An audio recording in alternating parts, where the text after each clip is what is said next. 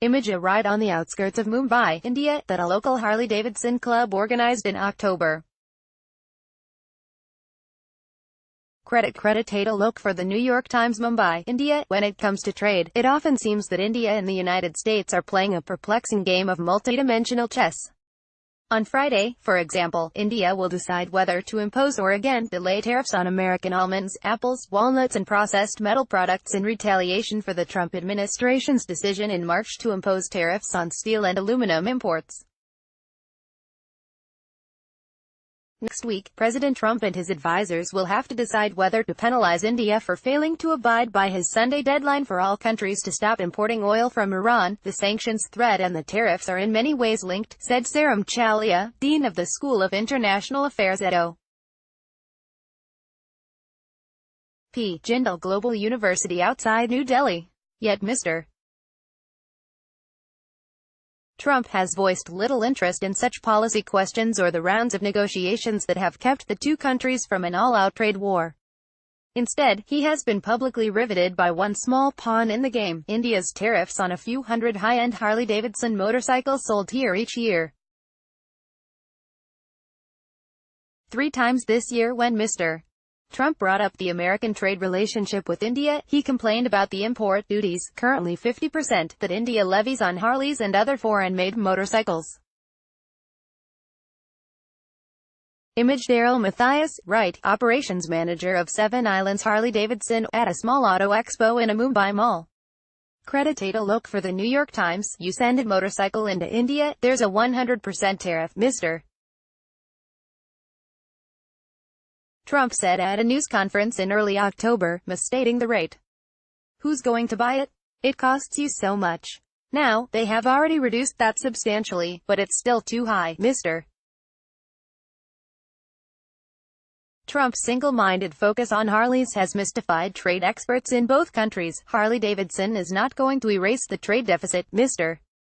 Chalia said, in the context of the $126.2 billion in overall trade between the two countries. Harleys are not even a rounding error.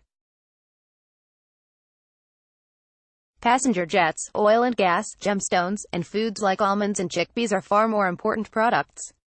Most of the 3,000 Harleys sold in India last year did not incur any tariffs. That's because they were cheaper, low-powered models made in a factory outside New Delhi. Even many of the fancier bikes sold here were assembled from kits of imported parts, which are taxed at 15%, not 50%. Harley-Davidson's biggest problem in India is a lack of demand. Harleys are bulky and heat up a rider's legs, making them a poor fit for the country's traffic-choked roads and sweltering climate. And they are expensive. With an average annual income of $1,700, people here overwhelmingly favor small, cheap bikes, some of which cost less than $1,000.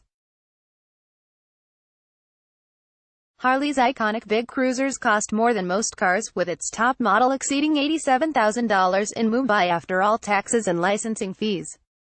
Daryl Matthias, operations manager for the Mumbai dealership, Seven Islands Harley-Davidson, said sales had dropped about 50% in the past 2 years.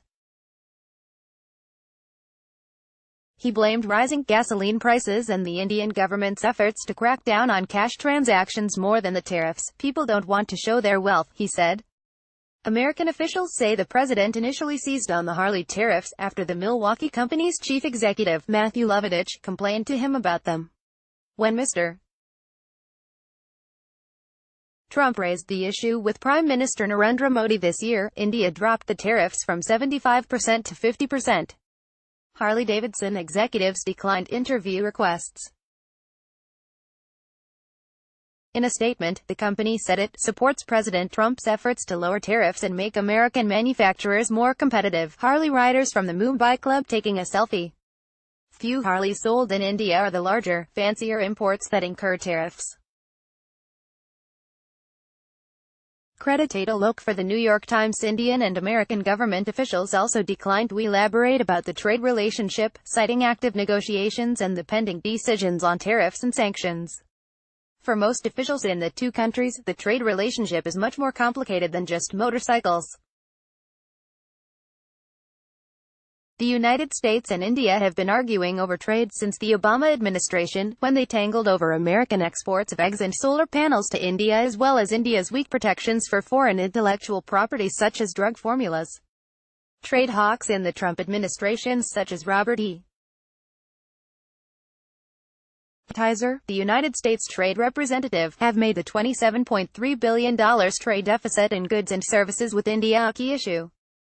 American dairy farmers, for example, complain that they do not have fair access to India's markets because of high tariffs and India's requirement that all milk comes from cows that have not been fed the internal organs of other animals. That milk certification is important to Hindus, many of whom are vegetarians, but many American farmers cannot meet it. Silicon Valley companies including Google and Facebook are also pressing the United States government to help them dilute or fend off India's proposed data protection laws, which would limit the use of data collected about Indians and limit the transfer of data outside the country. We need to have reciprocal trade, Gilbert B. Kaplan, the American Undersecretary of Commerce for International Trade, said at a conference hosted by the U.S.-India Business Council here in September. This year, India irked American companies by increasing tariffs on products ranging from shoes to mobile phones to help balance its budget and stem a fall in the value of the rupee. The start of the October ride.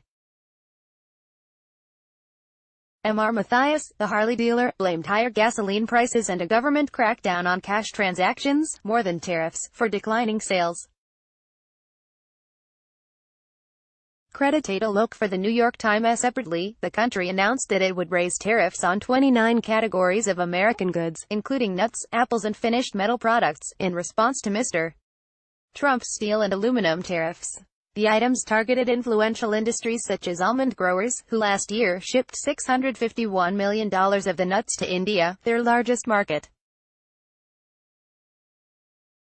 But India deferred the start of the tariffs from June to September and then to November. 2. The government may well delay the tariffs again, Mr. Chalia said, to assess the outcome of Tuesday's midterm elections in the United States and what effect that would have on the American negotiating position. India, for its part, wants the United States to reduce tariffs on its exports of clothing and textiles, for which it pays higher duties than neighboring countries like Bangladesh and Pakistan.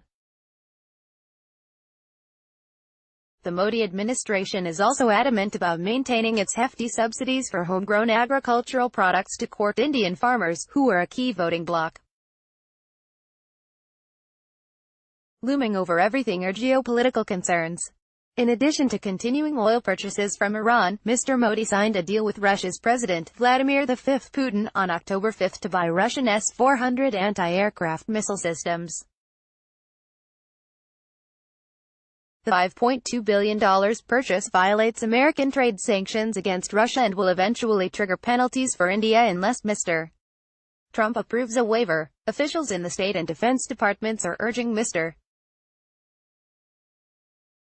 Trump to give India some leeway on both issues as part of an effort to forge a closer military and diplomatic partnership against China in the region.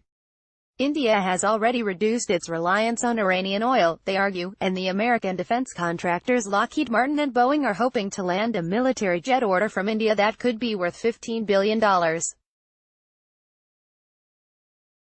Trade experts predict that neither country will be quick to antagonize the other. Under no circumstance would the Indian government give up its close relationship with the U.S.